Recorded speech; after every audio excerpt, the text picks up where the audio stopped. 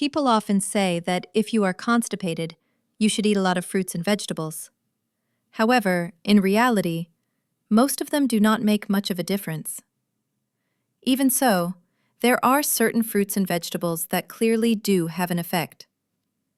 In the previous video, I introduced fruits, and today I will talk about vegetables.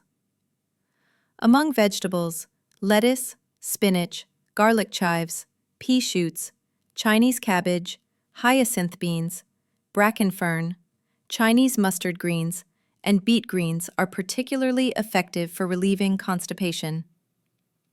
Celery, soybean sprouts, garlic scapes, and dandelion greens are not as powerful as the ones mentioned earlier, but they are still quite helpful for improving constipation. Depending on one's constitution, some vegetables that are generally considered weaker may actually work more strongly for certain individuals.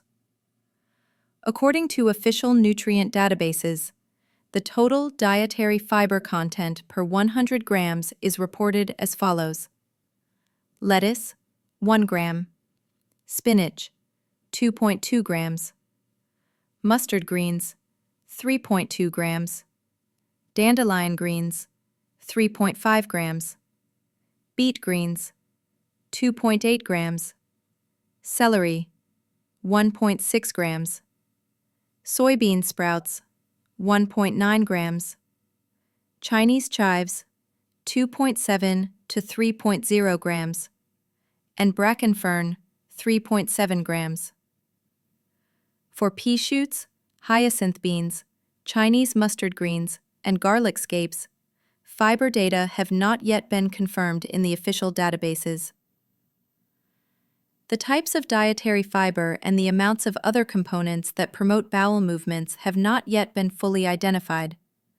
However, based on actual experiences and various reports, it is clear that these vegetables provide noticeable help in relieving constipation. Therefore, rather than relying solely on precise fiber data, I will speak here based on my own experience. Lettuce contains relatively little fiber, but its effect is certain. According to research, lettuce is known to act through a compound called lactucarium. There are many different types of lettuce. Some of the common varieties include green leaf, red leaf, chima lettuce, butterhead, romaine, and iceberg. They were all quite effective, but in my own experience, I felt that red lettuce seemed slightly better than green lettuce. Lettuce works especially well when eaten with meat, and when eaten in the evening, it often leads to a very smooth bowel movement the following morning. In Korea, it is commonly enjoyed with bosam or other wraps. In China, it is stir-fried, and in the United States, it is eaten mainly as salad. Spinach also has a relatively low fiber content, but its laxative effect is excellent.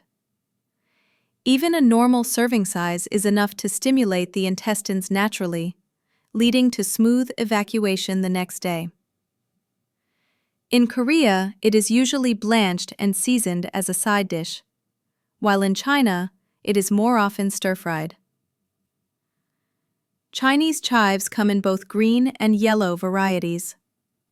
According to official nutrient databases, green Chinese chives contain 2.7 to 3.0 grams of total dietary fiber per 100 grams when raw.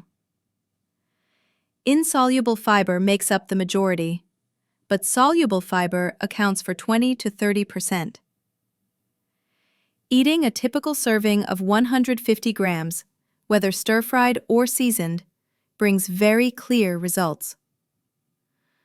When I was on a business trip to China, I was worried about constipation, but fortunately, I was able to eat stir-fried yellow Chinese chives every evening. As a result, not only did I enjoy the taste, but my constipation problem was completely resolved.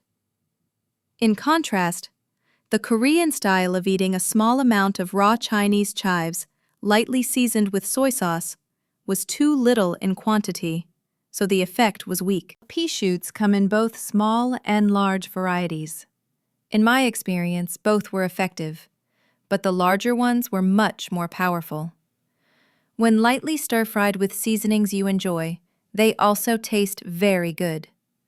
For reference, a typical serving size for any stir-fried or seasoned vegetable dish is about 150 grams per person.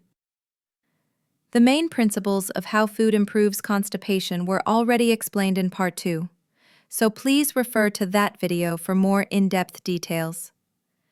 Today, I introduced vegetables that are especially effective for relieving constipation, along with others that are somewhat weaker.